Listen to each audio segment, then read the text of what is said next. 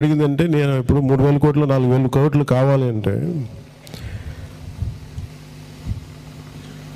ముఖ్యంగా ఇక్కడ యువత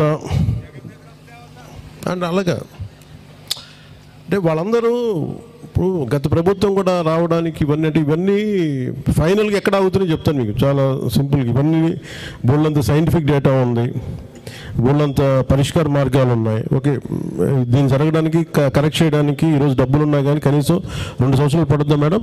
మీరు చెప్పారు 2 years పడుతుంది. ఇది మళ్ళీ సాయిల్ని తిరిగి దానికి జీవం తీసుకురావాలంటే గ్రీన్ మెన్యూర్ క్రాప్స్ అదే చెప్తాను. అలాగే ఆర్గానిక్ మ్యాటర్ ఎక్కువ యాడ్ చేయాలి. అదే, థ్యాంక్ యూ. బట్ ప్రాజెక్ట్ ఉంది సార్ వాళ్ళ దగ్గర. సో ఓల్డ్ ప్లాంట్స్ తీసేసి న్యూ ప్లాంట్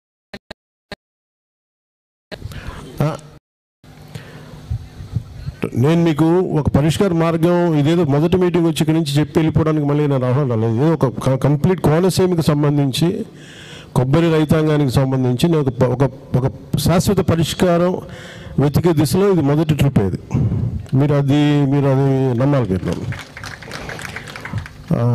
మీరు ఏదో ఓట్ల కోసం లేదంటే గెలిపించాను కదా, ఇది నాకు ఎందుకంటే నా ఉద్దేశం ఏమంటే ఇంతమంది దాదాపు 1,00,000 ఎకరాలు ఉన్న బండి ఎన్ని లక్షల మంది ఉంటారు, ఎన్ని లక్షల కుటుంబాలు ఉన్నాయి? 98,000 అంటే 1,00,000 కుటుంబాలు ఉంటాయి. అంటే 1,00,000 కుటుంబాలు ఆధారపడడం ఇది మేము బాధ్యతగా తీసుకొని చేస్తాం. కానీ నేను ఈరోజు 22 కోట్లు ఇచ్చేసి నేను వెళ్ళిపోయి మళ్ళీ కూర్చోబెట్టాను. నేను హడావుడ్ చేయడానికైతే నేను రాను. ఆ మాట నేను ఇచ్చేసి మీకు వెళ్ళిపోవచ్చు. నేను మళ్ళీ వచ్చిందల్లా మళ్ళీ వెళ్ళిపోయి చెప్పచ్చు. నేను ఒక శాశ్వత పరిష్కారం అందుకని నేను కొంచెం మూలాల నుంచి అడిగాను. ఎందుకంటే రావడానికి ముందు నేను ఏదైనా సమస్యలు తీసుకున్నానంటే నేను చాలా ప్రిపేర్ అయ్యి వస్తాను. దీంట్లో మీతో ఇంకొక మీటింగ్ పెట్టుకుంటాను నేను. కరెక్ట్గా అది డిసెంబర్లో 2nd weekలో పెట్టండి. మళ్ళీ ఒకసారి రాసుకున్నది ఒక డిసెంబర్ 2వ వారానికి ఒక ముందు ఇమీడియట్గా ఒక షార్ట్ టర్మ్ మెషర్స్ ఏం తీసుకోగలం, దాని మీద ఒక రిలీఫ్ మెషర్స్ ఏం తీసుకోవాలి ఒకసారి మాట్లాడదాం. అదొకటి డిసెంబర్ 2nd weekలో ఒకసారి ఉందాం. మీకు ఎందుకంటే నేను ఏదైనా నీకు టకటకమైన వరాలు ఇచ్చేయడానికి నేను ముఖ్యమంత్రి గారి స్థానంలో నేను ముఖ్యమంత్రి గారిని వెళ్ళి అడగాలి. ఎందుకంటే నేను కూర్చోబెట్టి బడ్జెట్ నా దగ్గర ఉండదు. ఏమండి చేయాలి. నేను దాని గురించి మాట్లాడంటే నేను ఎందుకు చెప్తానంటే ఫైనాన్స్ ఇవన్నీ ముఖ్యమంత్రి గారి చేతిలో ఉంటాయి. ఆయన కూడా ఉన్న ఇబ్బందులు ఏంటంటే గత ప్రభుత్వం చేసిన పనులకి అని మీకు కూడా తెలియాలి కదా, మాకు ఎందుకు డబ్బులు రావట్లేదు, మీ ద్వారా రాష్ట్ర ప్రజలకు కూడా తెలియజేస్తా ఉన్నా. ఎక్కడా కూడా లాస్ట్ 5 సంవత్సరాల్లో పుడికలు తీయలే. అసలు ముఖ్యంగా మీకు సంబంధించి అయితే అసలు కనీసం 1 ఇంచు మట్టి కూడా తెలియదు. వదిలేసారు అట్లా.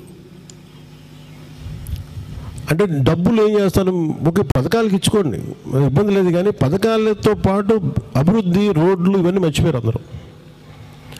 ఈ కూటమి ప్రభుత్వం వచ్చాకున్న బిగ్గెస్ట్ ఛాలెంజ్ మాకేంటంటే పథకాలతో పాటు అభివృద్ధి పదాలు ఉండాలంటే దానికి ఒక ఆర్థికంగా ఫైనాన్షియల్ జగ్లరీ చేస్తాం. ముఖ్యమంత్రి గారి ఆయన అనుభవం మీద పథకాలకి డబ్బులు ఇవ్వాలి, రోడ్లు వేయాలి, అలాగే మీకు ఇప్పుడు కూర్చోబెట్టి సడన్గా తుఫాన్ వస్తే ఏదైనా మళ్ళీ కూర్చోబెట్టి రైతాంగానికి మళ్ళీ గిట్టుబాటు ధర ఇవ్వాలి. సో ఇన్ని కష్టాల మధ్యలో ఉంది. కానీ ఎవ్వరు కూడా అలాగే నిన్న మాట్లాడుతున్న ఒక మీటింగ్ ఒకటి చేసాం. చూస్తే మన దాదాపు 1,00,000 వాళ్ళు సచివాలయ ఉద్యోగులకి మన ప్రమోషన్స్ మీద మాట్లాడాం. ఎక్కడ కూడా వాళ్ళకి ఉద్యోగానికి సంబంధించిన ఏ సర్వీస్ రూల్స్ పాటించకుండా చేసేసారు. వాళ్ళు చేసిన తప్పులన్నీ మేము కరెక్ట్ చేస్తా ఉన్నాం. ఇప్పుడు మన శంకర్ గుప్తా ట్రైన్ లాగా వాళ్ళు పని పాట చేయకుండా వదిలేశారు. ఆ సమస్య వారసత్వ సమస్య మనకు వచ్చింది. ప్రజలు వీళ్ళందరూ ఎదురు తిరిగే వీళ్ళ మీద విసుగుతోటే వాళ్ళని ఆ స్థాయిలో పెట్టారు. మనకి ఇంత అద్భుతమైన విజయం అందించారు.